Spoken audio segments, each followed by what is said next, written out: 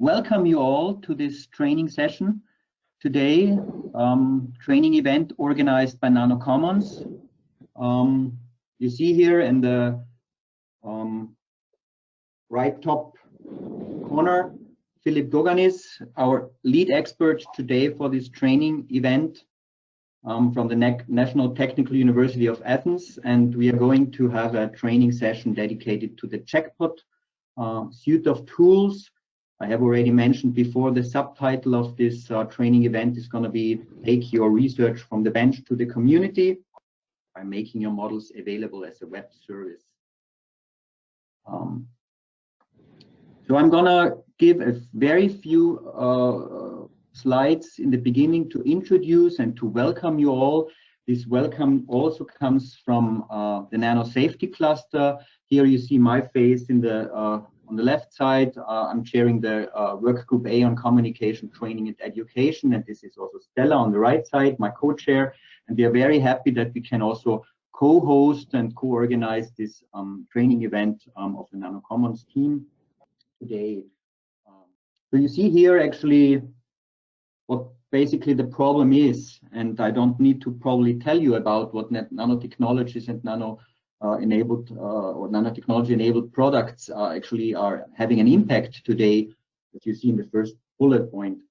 The point is also that there have been quite an initiative by the European Commission in order to kind of provide safety data on this topic, and still there is quite a gap actually on the data that have been provided or have been generated and the accessibility of this data. And this is actually something that really NanoCommons tries to help a lot with, in order to kind of link data together, in order to provide tools that are kind of can get access to this data and kind of learn something from this safety data.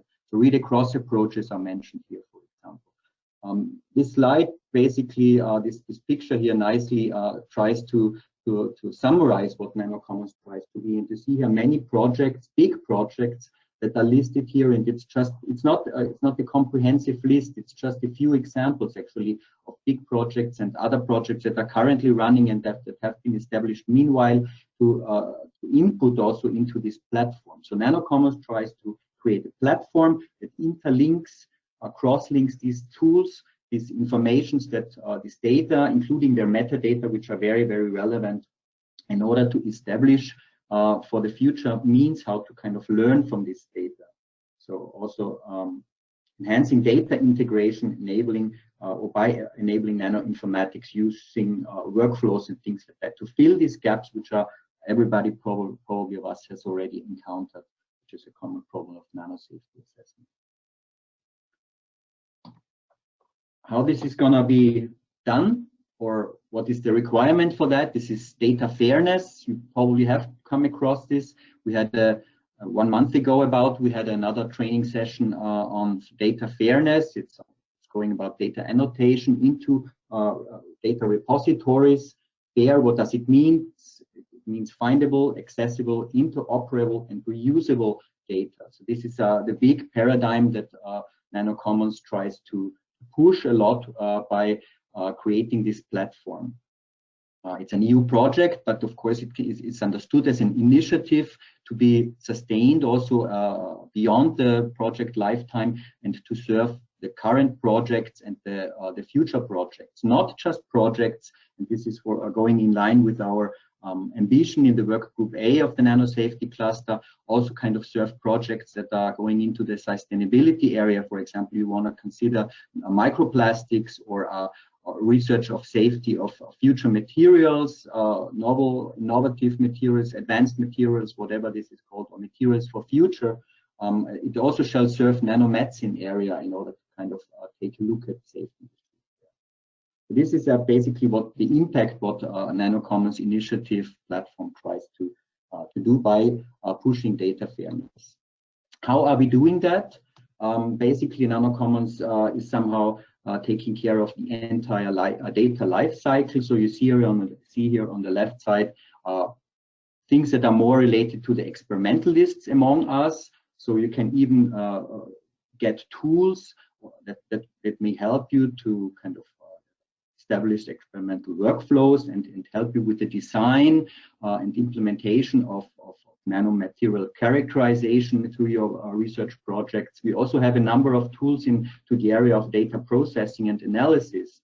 Furthermore, we have tools in this category of data visualization and help with predictive toxicity. And of course, today we are dealing with basically in this area. Of course, we also have a presentation by Isolt about the laboratory notebooks that feed into this kind of availability of data to be kind of modeled with.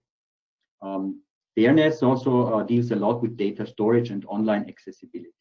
Where do you find this? Here there is the internet page mentioned. It's the infrastructure of the NanoCommons and how does this look like.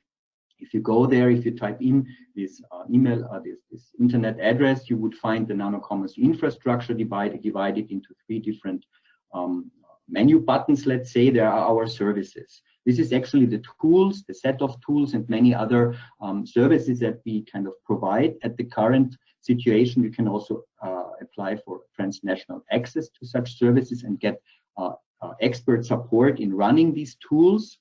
For example, here, one of the services is the Jaqpot 5 computational platform. This is actually the topic of today, but there are also other ones. We're going to have a training session in a month or so on the Analos Cloud Nanoinformatics tool set.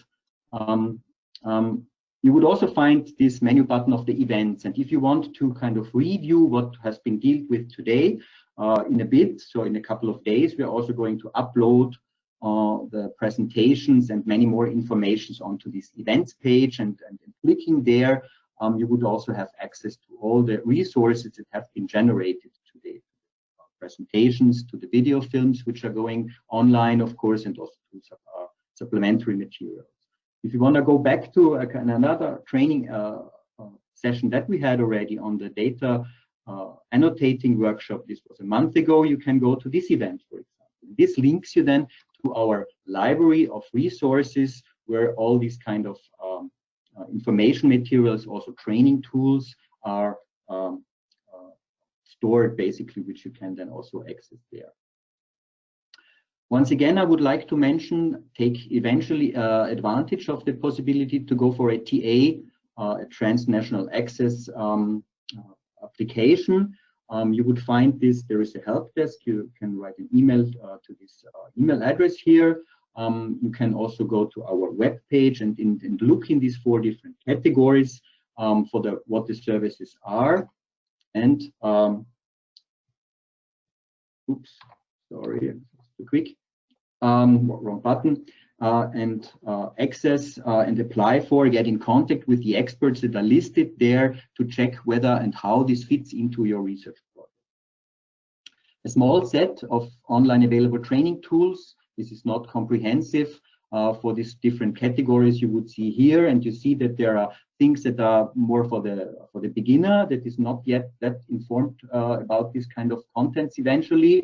There are videos, there are recorded webinars, there are also written tutorials, but there is also teaching material that would even train experts already in the field. This is of course a more advanced tool which we are going to deal with today. So once again, I would like to mention this internet address, infrastructure.nanocommons.eu, where you would find all this information. And with this, I would like to come back to the agenda.